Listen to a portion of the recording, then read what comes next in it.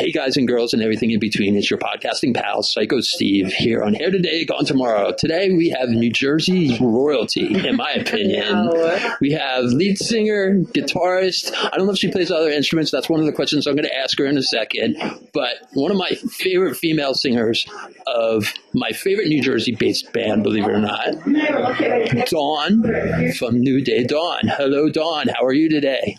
Wow, that is quite an introduction. I think we should just stop the interview right there. Okay, that's it. Anything beyond that is going to be going down now. No. I'm good. We're about to go on stage in about an hour. We're opening for Saving Abel tonight. We're here at the Stanhope House. So it's great to have you here and great to see you. Great to see you and great to be here again. This is the second time I've seen you here because you actually did direct support for Janet Gardner and her amazing husband, Justin James, with their band, Planet Janet, or just Janet Gardner's solo band. Yeah. I don't know what they would call it. I think they're just going by the Janet Gardner band. But yeah, when you saw us, we were down one member that night because he got the flu at the last minute.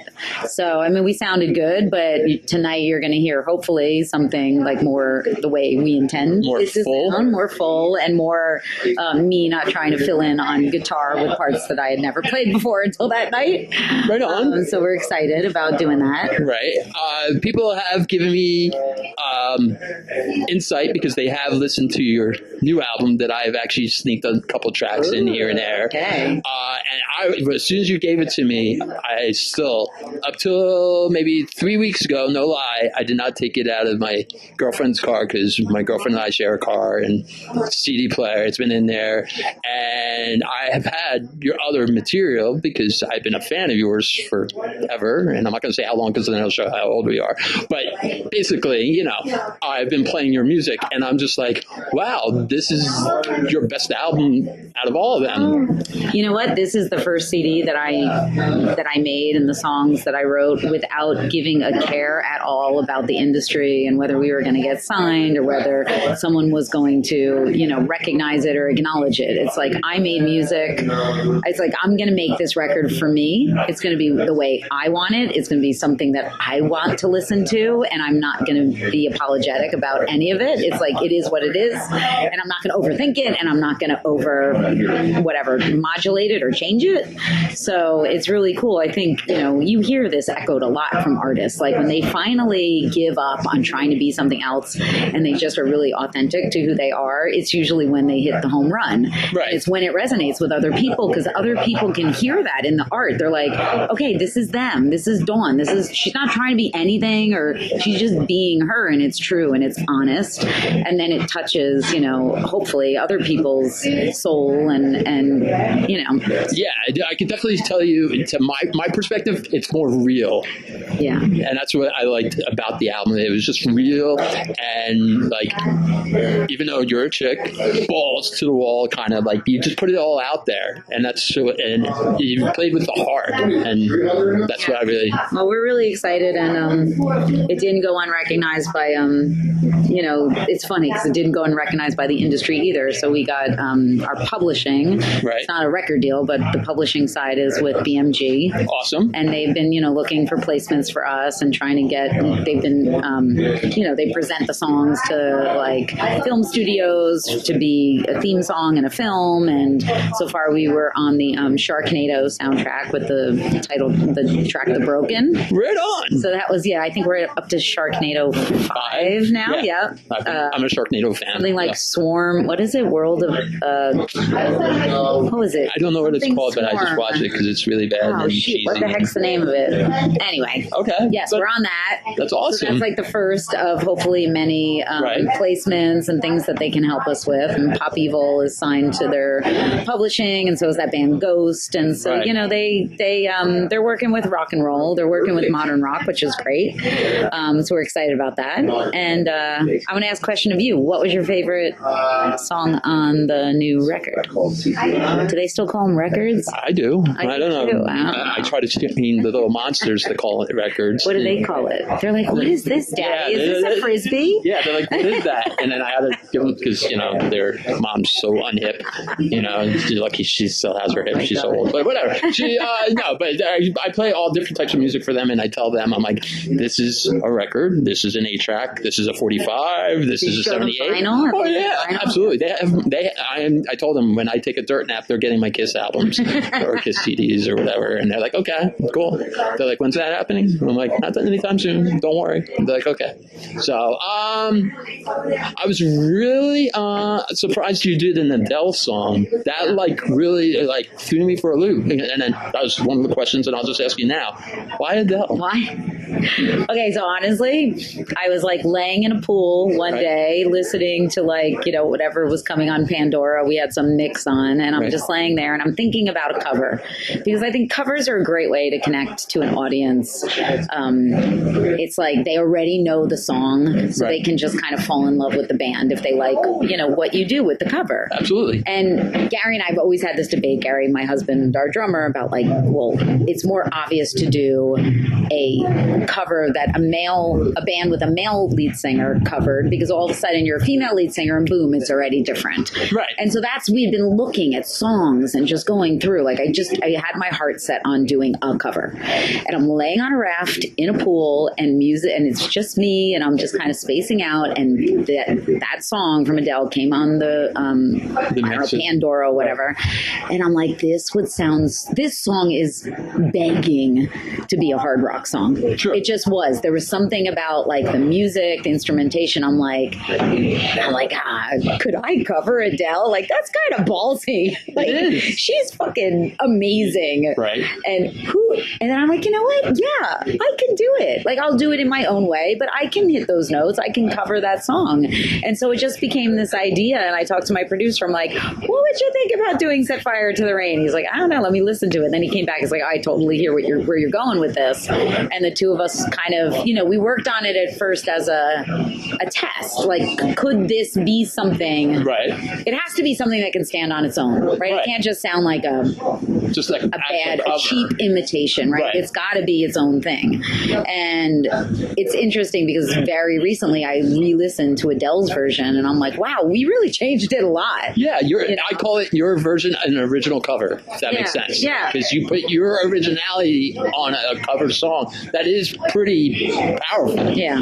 So, you know, it was really that. It was more like, I can't say it was necessarily about the message of that song or the lyrics. Like, for me, my lyrics and my songs are my messaging. Right? So I don't do a cover to like get across a message. That's my original stuff. Right. The cover is about taking a pre-existing piece of art and trying to make it your own, and can you put your own imprint on it that makes it different. Right. And that was, I don't know, it just kind of came to me, and I was like, yeah, this would really work. This is cool. And it did.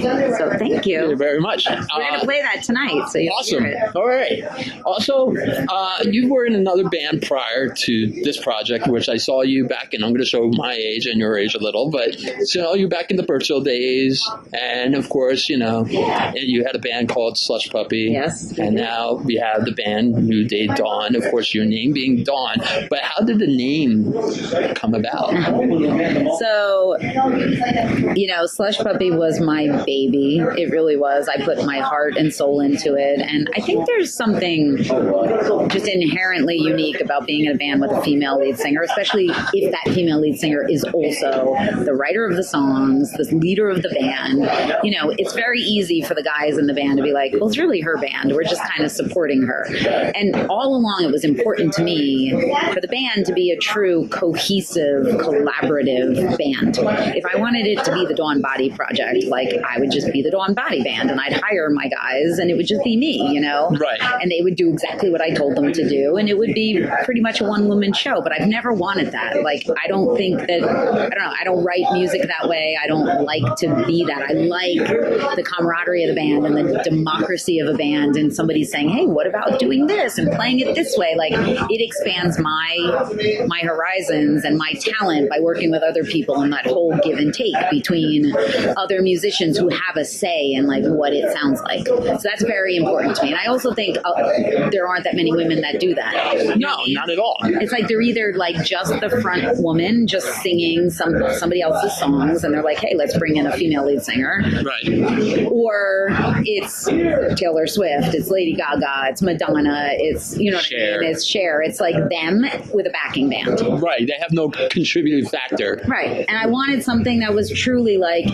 you know, Flyleaf or Hailstorm, where, yes, okay, Lizzie Hale, she's a major, major part of that band. If she ever left, it wouldn't be Hailstorm. But it's not Lizzie Hale, it's Hailstorm. Right. You know what I mean? It's a band. It's a bunch of people. Absolutely. So anyway, long story short, for Slush Puppy, once that band dissipated, right. again, it kind of came down to me to like put together a new band, write new songs, and a lot of people were advising me to make it the Dawn Body Project. Like, screw this, stop, just hire a bunch of musicians, do it your way, make it your way, like be a one-woman dictator show. And I'm like, yeah, it doesn't, I don't feel that, like, it doesn't work for me. Right. So New Day Dawn was kind of an acknowledgement of the fact that I was starting the project with my own music and it was my vision, but also acknowledging that it wasn't the Dawn Body Band. So it was like this compromise of like, how can we make a name that kind of incorporates my name, but also acknowledges that it's a full band. There you heard it here first. There you go. And then on top of that, it's like New Day Dawn. It's like a great message about starting new and, you know what I mean? And like the Phoenix positivity. From the ashes. Exactly. Gotcha. It all kind of came together at the Cape May Zoo, actually, while I was looking at the giraffes or something. Okay. In my head. That's pretty awesome. Right on. Okay, ditch that. Excellent. Okay, so was voice or guitar your first instrument?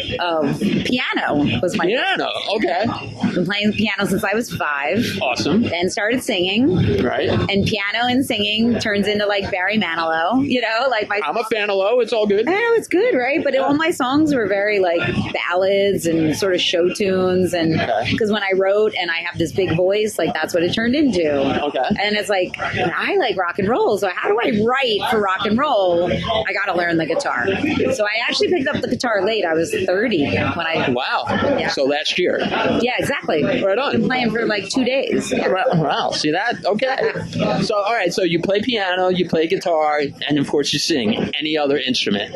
No. I mean, I play around on the drums, but my husband will say that doesn't count. Gotcha. But you can keep a beat. I can keep a beat. I Okay. can. That's cool. Me, I'm white. I'm so untalented. You know, I could carry an iPod, so I could carry a tune. That's about Well, if it. you have an iPod, you can, or actually if you have an iPad, you can pretty much write a song right now. Yeah. You don't even need to play it. Who needs a band? I Yeah, could do it yeah. myself. Yeah, I could play with myself. That's a different story. But all right. Any of your family members musician? Yes. I come from, so my mom's maiden name is Verdi. Okay. And I think we're descendants of like, you know, he wrote operas. Wow. Something Verdi, I don't know, but he's a classical composer. And on my dad's side, my dad was one of 4 brothers. He was the oldest of 4. Right. The other 3 brothers were actually in a band together, and they grew up in the 60s. So one was a drummer, one was the guitar player, one was the keyboard player, and then my cousin, my dad's cousin, my second cousin, I guess, was the bass player. So it was a family affair, and they had a band, and they took it all over the country. They almost got signed. They were very close to getting. What was the name of the band? Well, went through a whole bunch of different iterations. But Right. at some point, they just decided, screw it, we're just going to play covers and make money and be a lounge act.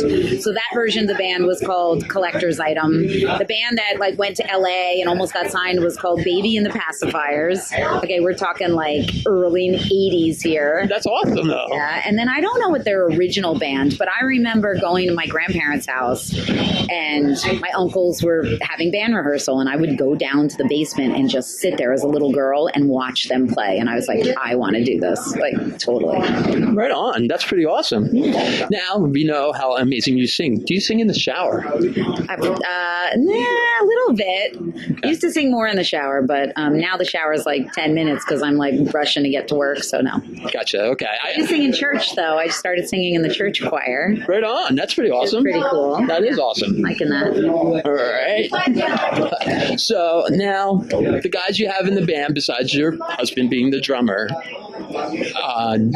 Did you know them prior, or did they all audition, or how'd that work out? The band's gone through a couple lineup changes. This lineup is relatively new, about a year old. Okay. The bass player, he's been with us for a long time, about 6-7 years now. But the two new guitar players are relatively new. Before that, we had a long-lasting lineup, which included PJ Right. Angeloni, that you know. Right. PJ's been playing with me like before Slush Puppy days, before I had my son who's 13, so like years and years. But PJ, a couple years ago, got married to a wonderful woman who also happens to be a singer and had her own band that PJ played in. So it became obvious that here comes Gary. Gary, come join us. We're doing an interview. Birthday boy. And the birthday boy. We're talking about the lineup. The lineup? Yes, So of your band. Oh, okay. So we're finding out how the current lineup became the current lineup versus the previous band members got promoted to fan. and so I'm talking about like how PJ got married and his wife is in a band, so they went off to go do that band, and so we were looking for a new guitar player first just to fill in, and Steve, who was in the band Ronan, and he used to be in the band Scarlet Carson. Right. Then it just became after he filled in, he worked out so well. We're like, do you want to stay permanently? And he said yes, and then he kind of said, you know, my best friend and I are always in bands together. He's another guitar player, so how about he joins the band too? And so that was a little different because we went from a 4-piece to a 5-piece, and now we have 3 guitars, so it actually allows me to put the guitar down more and just focus on singing. So, all right, I have to ask because I used to be in the car business. What kind of car do you drive? I drive a Kia Sorento. Right on. And Awesome. I drive a Chrysler 200. Okay. So my car is 2012. I bought it. right, Guess how many miles it has on it? probably over 100,000 miles on it. Put it to you this way. Gary does a lot of the driving in our family. Oh yeah, and also you work in the city, so you probably have like 10,000 miles on it. 11,000 miles. Whoa. Really? Oh, come on. Yeah, Is it 16? See, I don't Wow. check. But still, Wow. 2012, the car's 6 years old, and it has Almost 16,000 miles. Wow. And it still smells new when you go into it. Cool. My car smells, but I replaced What the do you- battery like 3 times. Because it's just... because it's a Chrysler. There. Okay. What do you drive? Everybody crazy. A Toyota Corolla. I'm a single dad. Come on now.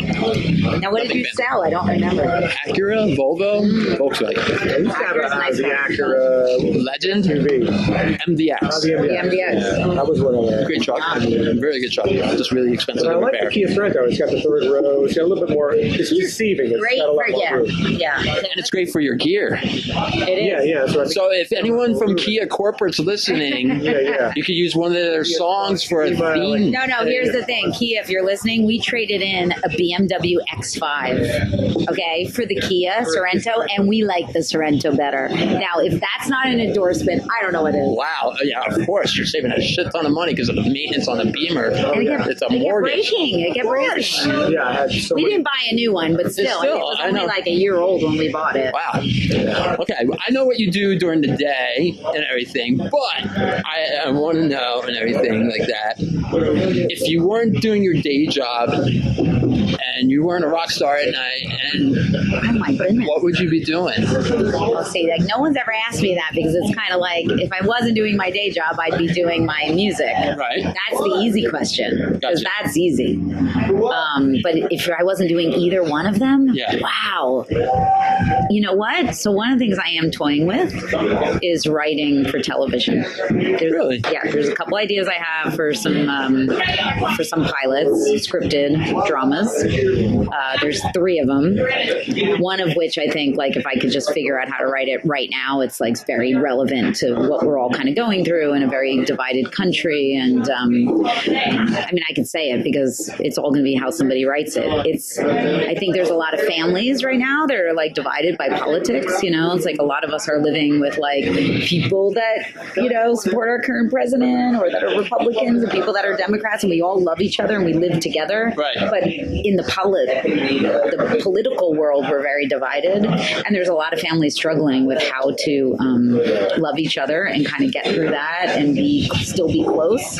It's happening in my family. I've talked to many couples, like married couples, that are dealing with that. And I think there's a story of an American family in there about like dealing with like all of that and how you come together and how you still be a family and like what it really means to be an American family today. Right. And again, it's like how you tell that story is really going to be the house divided in our family. Is the only flaw that my girlfriend has is that she's a Red Sox fan.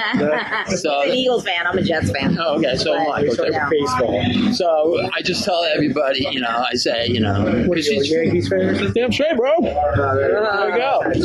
Yeah, so my girlfriend's from New Hampshire, so that's why. And I said, I'll give you a pass because she looks good on film. She's good to my kids. She's good to me. Yeah, but that's, sports team, politics are different. It's like a different way to think about the world. And I think that over the years, it's gotten so divided now. Like it used to be like, whatever, you're this and I'm that, who cares? Now people think that like we want totally different things. And I don't believe that. I think we all kind of want the same thing, right? We want a better life for our kids. We want safety. We want, whatever it is that we want. But healthcare. Yeah, I mean, so anyway, that's one of the things I'm like dying to make like a script about a family. And like this is us, but not this is us. That's what I'd be doing. I'd be a television writer. Right on. So as far as in the car, gotta know what's in your CD player. Is your CD in the CD? Okay, so this is really sad. You want to tell them? We got a new. We just got a new 2019. I turned my lease in. So I got a new 2019 Kia Sorento, right? They don't have CD players anymore. Really? They're not making cars with CD players anymore. Order it with Yes, you can get it as an option. What the fudge? You don't normally order a car. You just like take what they have in the lot. Right. Okay, do you feel really old? Because we felt really old. I keep bringing the ARC CD into the car because I want to hear how it sounds in Gary's car. I'm like, fuck, I can't play this in the car. But you can live stream out of Apple CarPlay. Right. And whatever you see on your phone, you can play on your car. Absolutely. So or Android Auto. Or whatever you have downloaded. But it's different because, like, if you're streaming, you're kind of letting it shuffle. You're not really... Like, when I put a CD in, you're kind of... You listen to it over and over, like you said you did with ours. You kind of really get to know it intimately when it's in shuffle of, like, a whole bunch of, like, 600 songs.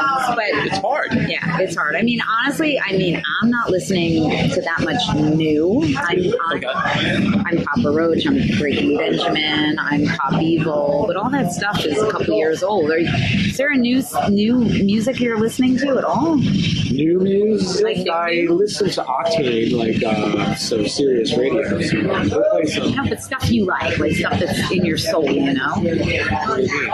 What's your new favorite band? Not just listening to it. He wants to know like what we're into. Oh, what we're into? Whips and Chains? Sorry, is this a family stuff? No. All right, cool. I'm trying to think like who they play on Octane, but I mean I don't know necessarily for new, so okay. Like, who would be new? I don't know. I mean my favorite band is Nothing More, but they're not that new anymore. Sure. But they're still a pretty current band. They hit every note in terms of talent beyond belief as musicians. Or Adelie. No, hold on. I'm talking about Nothing More. Of course. Their lyrics. Right. I mean, the guy who writes the lyrics, he is a poet.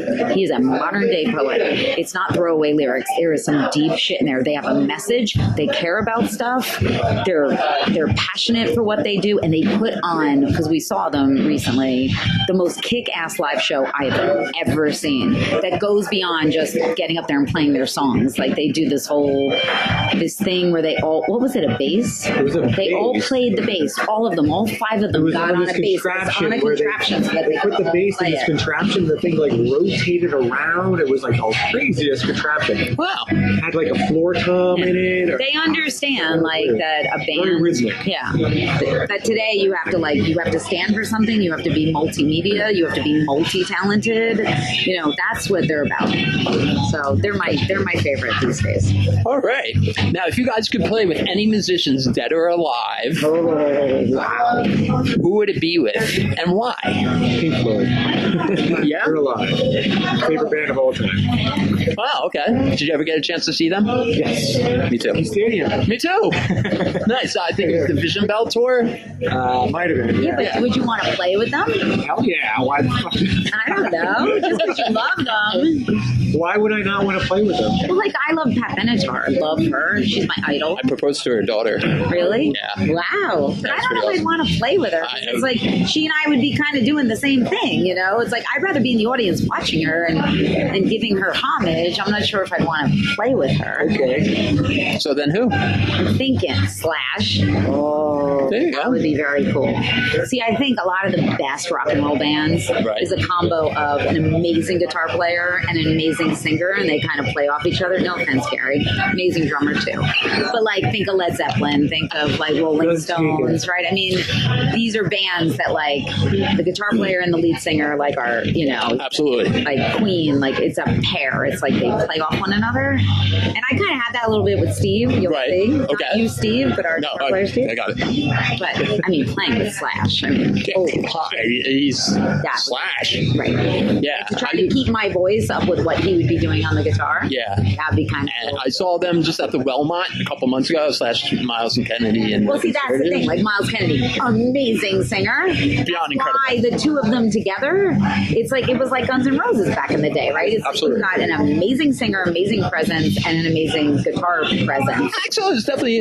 I'm impressed by Axel's actions lately too. I am too, but You know? I don't know if those two even talk to each other. Like I don't know if they get along anymore. They play together. I know they're still touring. It's a paycheck. I don't know if they like each other.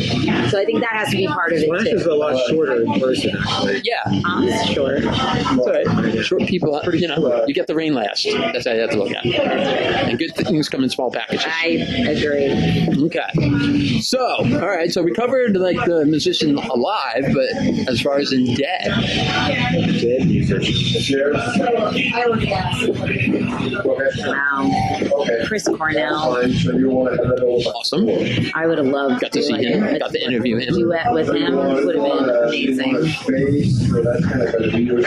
You know, the weird thing about Chris Cornell is like, well, I don't know. I guess I didn't really follow him that much. I didn't think that he was that tortured. You know what I mean? Yeah, Like he put on a good. he put on. You thought he had all his shit together. You know? Yeah. Same with Chester Bennington. Who the hell could? Yeah. Who would have known? Well, if you listen to the lyrics of the songs, He had a lot of you're angst, right. but Yeah. still, You go back and like listen to his lyrics, so yeah, it's weird. Like, you don't Oh, and catch it. James Maynard. yes, Tool. Jesus. I actually study him a lot for singing because he's the one modern rock singer, not the one, but one of them that doesn't have any vibrato in his voice. Right. And I came from the 80s where like you stuck a ton of vibrato in your voice. Michael Sweet. Hi. Yeah. And he was the one, by listening to Tool and listening to Perfect Circle, I kind of learned how to temper my vibrato and just use it a little bit, which gave me a much more modern sound. So I would love to meet him. Awesome. He is definitely an interesting character. That's I for hear sure. that he just recorded new vocals for a new Tool record. Yeah, they've been saying that for how many years? Yeah, but I think- It's like the Chinese democracy. How long did that take to come out? You know? He realized that. I don't know. Well, we can only hope. We'll see. How about you, Gar? For what? A dead musician. I don't know. Dead musicians. Who the heck is dead? Would I want to play with? Yeah. Or write a song with, or just jam with. How about someone from, what's the drummer's name from Led Zeppelin? John Bonham? John Bonham. Yeah, That's pretty cool. do a drum duo with John Bonham. Do like a Moby Dick duet. There you go. Awesome. All right. Now, the new album, what is it called? And where can we find it and buy it or download it? It's called Shine.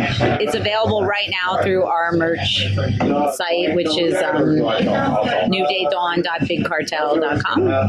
A lot of bands are on Big Cartel, so you can find us. And it's on cdbaby.com, and it will soon be available in every version of digital distribution you can get, iTunes, Amazon, Spotify, blah, blah, blah. But it takes a little while, for the independent bands, there's kind of a bottleneck of getting on those, they're going to prioritize like the newest record from Lady Gaga over New Day Dawn. So you kind of have to wait a little bit, but it will and should soon, because I think I tried to get it up there about a month ago. So in a month or so, it should be available.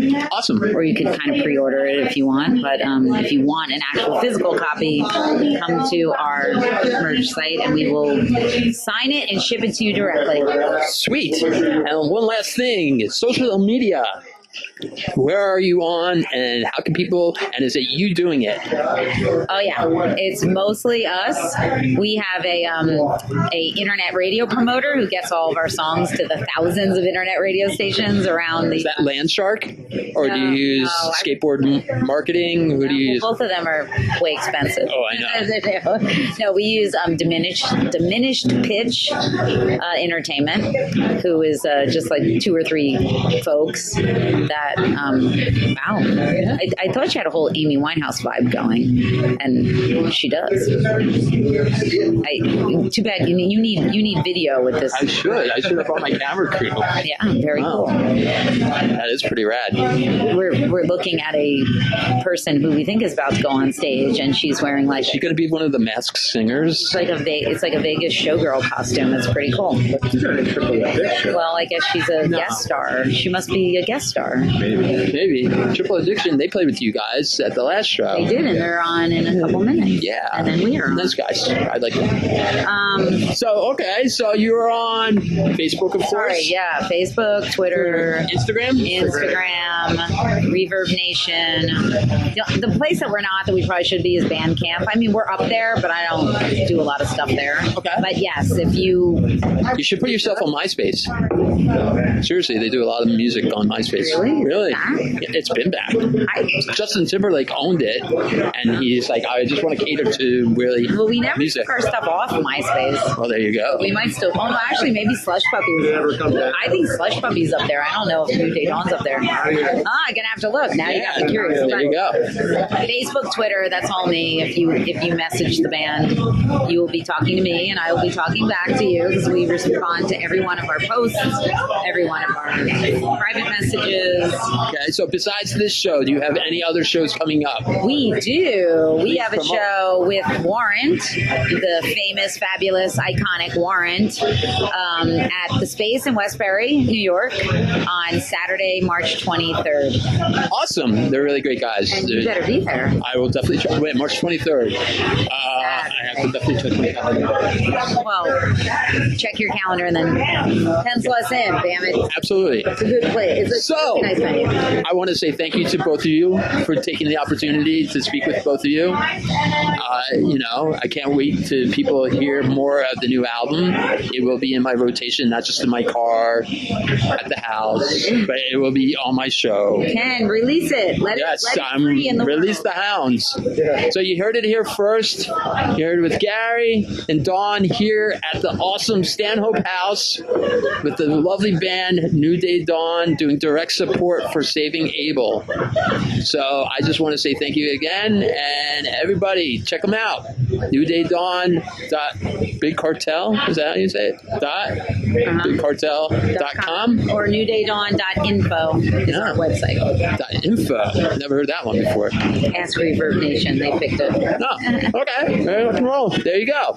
So thank you again, and everybody enjoy, take care, brush your hair, and good night, Gracie. Woohoo! Good night. Thank you.